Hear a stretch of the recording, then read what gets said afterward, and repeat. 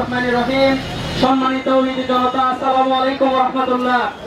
সম্মানিত উপস্থিতি, আপনারা জানেন আমাদের হৃদয়ে রক্তক্ষরণ হচ্ছে, কিন্তু আমাদের মনে প্রশান্তি আছে, কারণ আমরা বীরের জাতি। বীরেরা শাহাদাতের তামান্না নিয়ে পৃথিবীতে এসেছি। শাহাদাতের সর্বশেষ পর্যন্ত আমরা আমাদের সর্বশেষ রক্তবিন্দু দিয়ে আমরা জালেমের বিরুদ্ধে লড়ে দেবো ইনশাআল্লাহ। সম্মানিত উপস্থিতি, আজকের এই সমাবেশ থেকে আমরা বলতে চাই, বিশ্বের আরব মুরল যারা আছে আজকে তারা কোথায়? জাতিসংঘ আজকে কোথায়? ইউনিসেফ আজকে কোথায়? আজকে কি গাজায় কোন শিশুকে তারা চোখে রাখে না? এত হত্যা, এত রক্ত, তারপরও কি তাদের মানবতা আজকে যাচ্ছে না? আজকে যদি আমরা তাদেরকে বলি আজকে তাদের মানবতা বোধ নেই।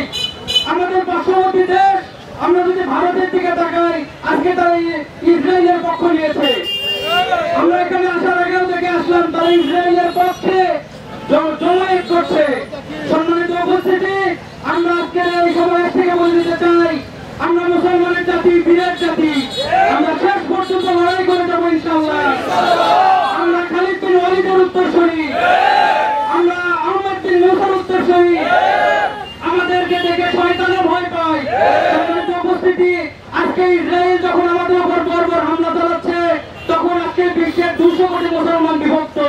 আমরা আজকে এই সমাবেশ থেকে বলতে চাই, তারা যখন আজকে আমাদের রক্ত নিয়ে হোলি খেলছে, আমরা তখন ফতোয়াবাজি নিয়ে ব্যস্ত। আমাদের এই জায়গা থেকে বের হয়ে আসতে হবে, সকল বিশ্ব মুসলমানদেরকে এক হতে হবে। বিশ্বের যারা নেতৃত্ব দিচ্ছে, বিশ্ব মুসলমানরা, তারা আজকে মানবতার পক্ষে কথা বলবে। ইসরায়েল নামক যে পরগাছা ফিলিস্তিনের উপরে আজকে আগ্রাসন চালাচ্ছে, তারা কোনো রাষ্ট্র নয়, তারা আজকে পরগাছার মতো ফিলিস্তিনের উপর চেপে বসেছে, গণহত্যা চালাচ্ছে। তাদের তীব্র নিন্দার প্রতিবাদ জানাই। পাশাপাশি আমরা সৌদি বাদশাহ সহ বিশ্ব মুসলমান যারা তাদের মুখে কোনো ব্যাগে আছে এই সময়ে, তাদেরকে ধিক্কার জানাই। আপনারাও আপনাদের লাঞ্ছনা বরণ করার জন্য তৈরি হয়ে